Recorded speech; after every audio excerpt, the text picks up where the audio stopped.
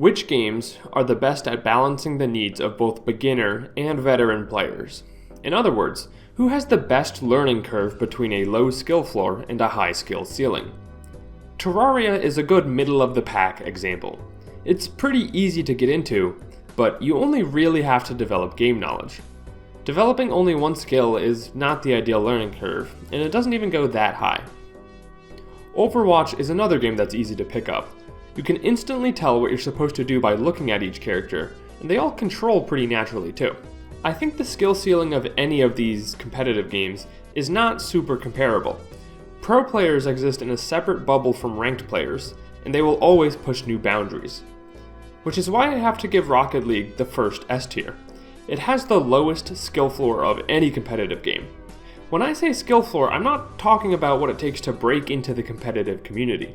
I'm talking about handing a random person off the street a controller and seeing how long it takes them before they can control their character and understand what they're supposed to do. Even with the lowest skill floor, there's still a pro community pushing higher boundaries. League has improved the new player experience over time, but it's still League of Legends. MOBAs are either too complex to get into, like League and Dota, or too simple to mean anything, like Heroes of the Storm and Pokemon Unite. Speaking of MOBAs, Deadlock is an instant F tier. Actually, I've been a little unfair to Deadlock. If you've completed all of your prereqs, it's up to D tier. You just need a semester of League and a semester of Overwatch before they let you into the Deadlock course. It's a well-known fact that Smash is developed as a party game and converted into a competitive game by its community. It's supposed to be fun and easy to start, and most people learn naturally by noodling around with their friends. Oh, and this is my placement for Smash Ultimate. Melee is a couple tiers down for sure. Hearthstone is an easy C tier. Sure, it's easy to pick up, but where are you going after that?